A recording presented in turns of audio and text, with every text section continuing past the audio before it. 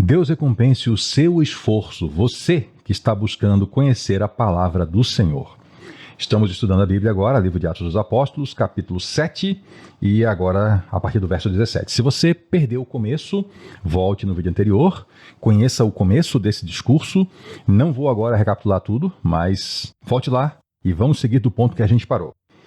Verso 17, Estevão está contando a história de Israel e dando àqueles homens do Sinédrio que estavam ali para julgar ele, então, ele está dando a visão correta sobre a história, mostrando para eles que aquele apego que eles têm ao templo, à lei e àquela terra, colocando tudo isso praticamente acima do próprio Senhor Deus, está completamente fora de foco, né? Então ele segue e fala assim, ele está falando aqui, né, que morreu a geração lá de José e Jacó no Egito, passou o tempo, e ao se aproximar o tempo em que Deus cumpriria a sua promessa a Abraão, aumentou muito o número do nosso povo no Egito. De fato, o povo de Israel se multiplicou muito. Então, outro rei, que nada sabia a respeito de José, passou a governar o Egito. Aqui eu vou entrar um pouco com conteúdo de história, tá? História da humanidade. O que aconteceu foi o seguinte.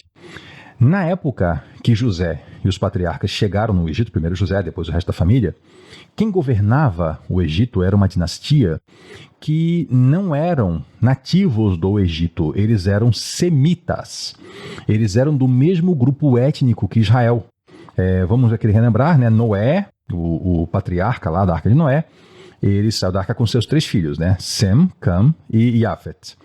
E da linhagem de Sem, são então os semitas, vem o povo de Israel, vem todos os hebreus, e vêm também os faraós dessa época, né? Eram os Ixos, que eles eram um povo que migrou lá para o Egito e eles nesse momento já tinham chegado ao poder real. Houveram teorias que eles invadiram, tomaram o poder, mas parece que não foi isso. Parece que eles simplesmente migraram para lá durante muito tempo e foram ascendendo até que chegaram ao poder. E o que aconteceu? Mais tarde, já na época de Moisés, já tinha acontecido uma revolta de povo nativo do Egito contra essa dinastia, e eles foram depostos do poder, e subiu ao poder uma nova dinastia de pessoas que eram de etnia egípcia, eles não eram descendentes de Sem. Por isso eles não conheciam José e nada sabiam sobre eles. Até isso explica um pouco a facilidade até de linguagem e costumes que José e seus parentes tiveram lá em relação à casa real do faraó. Mas enfim, subiu um outro faraó ao poder, que nada sabia sobre José, e esse passou então a governar o Egito. Tendo aquele grande povo de Israel, um povo estrangeiro, um povo semita, da mesma linhagem do faraó deposto, o que torna eles já suspeitos para a nova dinastia, né? E ele agiu traiçoeiramente para com os nossos antepassados. E oprimiu o nosso povo, obrigando todos a abandonar seus recém-nascidos para que não sobrevivessem. Ele fez mais do que isso, né? Aqui Estevão está sendo resumido. O faraó mandou matar as crianças. E aí os judeus faziam esse abandono como forma de tentar garantir sobrevida à criança. E isso pode parecer estranho, mas funcionou, porque eles sabiam que havia gente misericordiosa no Egito. Então era um abandono assim direcionado, como foi de Moisés. Moisés foi abandonado, mas já foi um abandono assim encaminhado para alguém que ia cuidar dele, né? Naquele tempo nasceu Moisés. Moisés era um menino extraordinário e por 3 meses ele foi criado na casa do seu pai. Ele foi ocultado ali. E quando ele foi abandonado, a filha do faraó o tomou e o criou como seu próprio filho. Colocaram Moisés num cestinho, né? E colocaram no rio, um cestinho já impermeabilizado, quase um barquinho, né? E aquela coisa, né? Já bota ali, perto onde está a filha do faraó. E deu certo. A mulher viu a criança e falou, isso aqui é um menino dos hebreus. E mesmo tendo uma ordem para matar aquelas crianças, o que ela fez? Pegou o menino e criou como filho.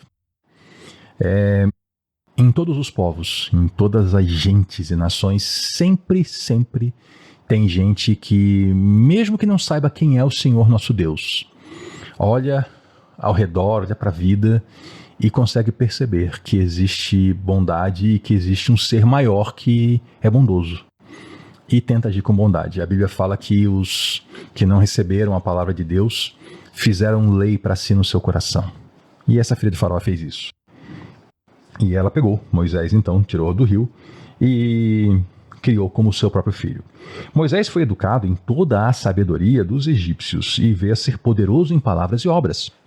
Moisés, ele criado dentro da casa real, ele teve acesso aos livros, à linguagem, à matemática, aos cálculos, à história. Moisés ele foi educado dentro da realeza, com a melhor educação possível. E ele veio a ser poderoso em palavras e obras, palavras e ações, ou seja, um homem que tinha uma simetria entre o que ele fazia e o que ele falava, e tudo isso era muito poderoso. Quando ele completou 40 anos, Moisés decidiu visitar seus irmãos israelitas. Ele sabia que ele vinha do povo de Israel, isso não foi escondido dele. E ele foi lá visitar seus irmãos, né? Ele estava na casa real, vivendo aquela vida boa, e ele resolveu então visitar os seus parentes. E um deles estava sendo maltratado por um egípcio. E Moisés tinha no coração esse ímpeto de cuidar dos seus parentes. Só que esse ímpeto não estava ainda bem dirigido, não estava ainda sendo guiado por Deus. E isso tudo aqui é Estevão contando a história de Israel, tá? E ele saiu em defesa do oprimido e o vingou, matando o egípcio. Moisés cometeu assassinato para livrar um parente seu. Isso deu ruim. E ele pensava que os irmãos dele, o povo de Israel, eles compreenderiam, né, que Deus estava usando ele para salvá-los. Mas eles não entenderam. Eles só viram aquele homem com roupas de egípcio, com costumes de egípcio, com cara de egípcio, mas que falava a língua deles também, que foi lá e matou um egípcio. Foi só o que eles entenderam. No dia seguinte, Moisés foi de novo visitar os seus parentes. E ele viu que dois entre eles estavam brigando. E aí ele foi lá tentar apaziguar, trazer paz, reconciliar. Falou, homens, vocês são irmãos porque ferem um ao outro. Olha só a situação que eles estavam sendo escravizados e feridos pelos egípcios. E Moisés vê entre eles uma briga. Ué? Vocês vão se dividir assim? Deveriam estar unidos como irmãos para resistir a essa maldade dos egípcios e agora vocês estão brigando um com o outro? Está entendendo como Moisés veio com palavras de paz? Ele era um homem poderoso em palavras e obras. Só que aí, o homem que maltratava o outro, dois israelitas, tá? Ele deu um empurrão em Moisés e falou assim, quem nomeou você líder ou juiz sobre nós? Hein? Quem é que está se metendo por quê, né? Quer me matar? Como matou o egípcio ontem? E aí a coisa mudou de figura. Porque Moisés percebeu naquele momento que era conhecido o homicídio do dia anterior. E aí ele fugiu para um lugar chamado Midian. Uma terra distante, ele saiu dos domínios do Egito e ele foi lá e viveu lá como estrangeiro. E lá passou muito tempo, teve família, teve 2 filhos, né? Então Moisés ele sai desnorteado, ele tenta libertar seus irmãos, tenta aparecer lá como um líder, né? E dá tudo errado, ele não tem a direção de Deus nesse momento e ele vai embora. Ele vai embora e mais uma vez Moisés está fora do seu povo, né? Primeiro entre os egípcios e agora entre os midianitas. Também veremos no Gênesis toda essa história de Midian, como é que foi formado esse povo, né? Mas, por enquanto, vamos seguir aqui com Estevão mostrando o seu discurso. Estevão já chegou em Moisés. E passaram-se 40 anos. Veja que Moisés tinha 40 anos quando foi visitar seus irmãos. Deu tudo errado, ele fugiu para Midian, teve 2 filhos e passaram-se mais 40 anos. 80 anos já tinha Moisés. E apareceu a ele um anjo nas labaredas de uma sarça em chamas no deserto, perto do Monte Sinai. Explicação rápida aqui. Primeiro, era um anjo ou era Deus? Temos a seguinte situação e o seguinte entendimento. A Bíblia fala que o ser humano não consegue suportar, no nosso estado aqui material, né, carne e osso, a gente não dá conta de ficar na presença de Deus, né? Então Deus ele se manifesta de forma possível ao homem. E a palavra anjo, ainda que também signifique aquele ser celestial, aqueles seres celestiais, significa também simplesmente mensageiro. Então quando Deus usa a forma de uma chama para falar com Moisés, essa chama é o mensageiro, é o anjo. Ainda que exista dentro não é nem, vamos dizer assim, da religião judaica, né? A figura do Metatron, que seria o anjo, que é a manifestação de Deus, né? Quando se fala assim que alguém, viu Deus, não, viu Metatron. Não, mas a pessoa fala que ouviu a voz de Deus, então voz de Deus seria o Metatron. Mas isso já é mais dentro da religião judaica, não é bíblico.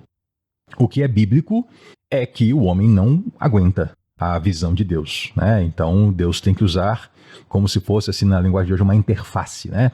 Por isso a figura aqui do anjo, que seria a própria chama e a voz que Moisés ouve naquela sarça. Sarça é um arbusto, tá? Típico do deserto. Quer dizer, você tocar fogo, ele queima rapidinho. Sabe aquele... Imagina um arbusto qualquer da sua região, é uma coisa fininha, né? Que você toca fogo, aquilo dá aquela chama e desaparece. Isso é a sarça do deserto do Sinai. Só que Moisés olhou e essa sarça queimava e não se consumia, ela continuava tendo chama. Logo, era uma coisa sobrenatural. Pertinho do Monte Sinai lá no Oriente Médio. E vendo aquilo, Moisés ficou atônito, né? Porque ele percebeu. Ele era um pastor de ovelhas nessa altura, um homem velho, 80 anos, experiente. Ele olha lá e vê um arbusto queimando. Isso acontece, né? Às vezes até combustão espontânea no deserto, muito quente, seco, e às vezes até um reflexo pode fazer isso. Só que ele viu aquilo queimando, o tempo passa, aquilo continua queimando e não se consome. E ele foi mais perto para observar. Nisso ele ouviu a voz do Senhor. E aí vem a revelação. Ele vai ver aquele fogo e do fogo vem uma voz. Eu sou o Deus dos seus antepassados. O Deus de Abraão, o Deus de Isaac, o Deus de Jacó. Moisés, tremendo de medo, não ousava olhar. Ele foi para ver de perto. Quando ele teve essa palavra nos ouvidos, ele nem olhava mais, morrendo de medo. Imagine você ir ver uma coisa pegando fogo e chega lá, Deus está falando, né? Então o Senhor falou assim, tira as sandálias dos pés, porque o lugar em que você está é terra santa. Aqui é muito interessante. Moisés não deveria pisar aquele solo sagrado com uma sandália, com um objeto entre ele e aquele solo. Ele deveria ser tocado por aquele solo e tocar aquele solo com seus pés. Então tira a sandália. Isso aqui é santo. Isso aqui é tão bom, meu amigo. Isso aqui é o que é de melhor. Não venha tocar nisso aqui com sandálias, né? Eu vou tentar fazer uma figura aqui de linguagem que não chega perto, tá? Mas para você compreender. Imagine uma mãe que vai fazer um carinho no rosto do seu bebê. Ela vai fazer isso de luva? Ela vai colocar luvas para fazer isso? Não. Ela vai querer tocar no rostinho do seu bebê. Essa é a ideia, o toque direto. Moisés, tira a sandália. Esse solo aqui é santo. Pisa com teu pé, toca nesse chão, Moisés. De fato, aí o Senhor Deus falando, eu tenho visto a opressão sobre o meu povo no Egito. Moisés carregava isso no coração. Ele estava 40 anos longe do Egito. E carregava no coração isso. E Deus chamou ele e falou, eu estou vendo a opressão lá no Egito. Eu ouvi os gemidos do meu povo e eu desci para livrar o meu povo. Deus estava falando, eu estou aqui, Moisés, contigo aqui, perto do Sinai, porque eu estou escutando lá o gemido do meu povo. E eu vim aqui para libertar o meu povo lá no Egito. Venha agora, e eu o enviarei de volta ao Egito. Vem cá, Moisés. Vem cá que eu vou te mandar de volta para o Egito. Esse chamado poderosíssimo. E aí o Estevão está seguindo na sua lógica, né? Veja que ele está falando isso porque ele quer chegar a algum lugar. Ele vem apresentando a história, trouxe desde Abraão, passou pelo Egito, Moisés. Esse é o mesmo Moisés que eles tinham rejeitado com essas palavras. Quem o nomeou líder e juiz? Curioso que esse povo que está aqui falando com Estevão rejeitou Jesus Cristo, o próprio Senhor Deus que chamou Moisés. Está vendo o paralelo que Estevão está levando para esse paralelo? Ele não mostrou ainda isso para eles, mas ele está conduzindo nessa conversa para mostrar essa verdade. É o mesmo Moisés que eles tinham rejeitado com as palavras, quem nomeou líder e juiz. Ele foi enviado pelo próprio Deus para ser líder e libertador deles, por meio do anjo que tinha aparecido na sarça. Novamente aquela ideia, né? O anjo seria o mensageiro de Deus, né? A forma possível de perceber Deus. E ele fez o quê? Ele tirou o povo de lá. Moisés foi e fez o que Deus mandou. E tirou o povo do Egito, fazendo maravilhas e sinais no Egito, no Mar Vermelho e no deserto durante 40 anos. Aqui ele está resumindo uma história muito longa, mas ele está falando, esse Moisés, olha só, estão acusando Estevão de ter blasfemado contra ele de Moisés. E ele está testemunhando sobre Moisés, que esse Moisés foi rejeitado pelo povo, mas foi ele que Deus mandou para libertar o povo. E libertou o povo fazendo sinais e maravilhas no Egito, no Mar Vermelho, na travessia, e no deserto durante 40 anos até chegar ali em Israel, ali na Terra Prometida. E esse Moisés é aquele que disse aos israelitas, e agora Estevão está citando textos escritos por Moisés: Deus levantará dentre seus irmãos um profeta como eu. Moisés anunciou isso, Moisés anunciou a chegada de Jesus Cristo. Ele estava na congregação, no deserto, com um anjo que lhe falava no Monte Sinai com nossos antepassados. E recebeu palavras vivas para transmiti-las a nós. Veja que o homem que é acusado de blasfemar contra a lei está dizendo que a lei é o quê? Palavras vivas, recebidas por Moisés diretamente de Deus. Então a ideia da blasfêmia contra a lei já caiu, né? Mas nossos antepassados se recusaram a obedecer. Ao contrário, rejeitaram-no e em seu coração voltaram ao Egito. Eles tinham uma ordem para não voltar para o Egito, mas no coração eles voltaram. Eles se voltaram várias vezes nas suas mentes, corações e palavras. Só vou lhe contar rapidamente. A coisa chegou a um absurdo. Pense o seguinte, eles eram escravos no Egito. Escravo é escravo, né? Chegou um ponto que eles disseram assim: ai, que saudade do tempo que a gente vivia no Egito, era tão bom. Nós ficávamos assim, lá, nós ficávamos junto às panelas de carne. Quem ouve assim pensa, nossa, eles tinham essa abundância. Não. Eles eram os escravos que botavam a lenha debaixo das panelas de carne para os seus senhores egípcios comerem. Mas diziam assim, nossa, ficávamos perto das panelas, mas não comiam a carne. Eles eram escravos e estavam no deserto sendo alimentados por Deus para entrar na Terra Prometida. Mas, quer dizer, no coração deles, eles não estavam caminhando para frente.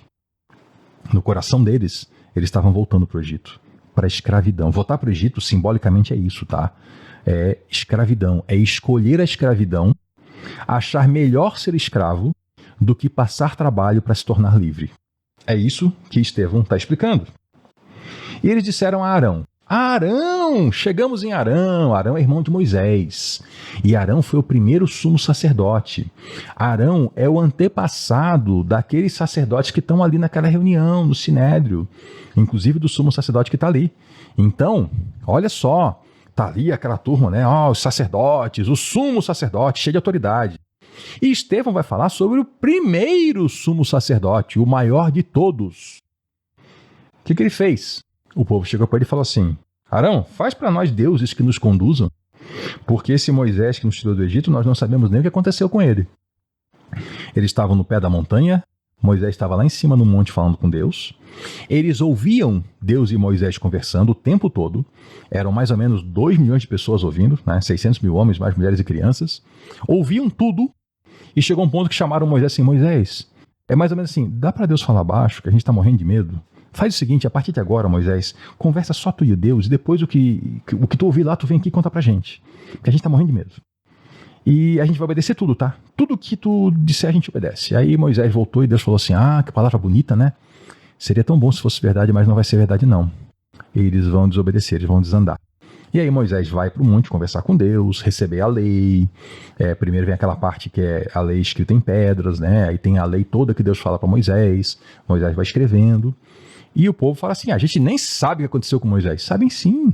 Eles viram Moisés subindo um monte para falar com Deus. Eles pediram para Deus falar baixo para eles não ouvirem. E dizem para Arão assim: Arão, faz uns deuses aí para nós, para que esses deuses nos conduzam.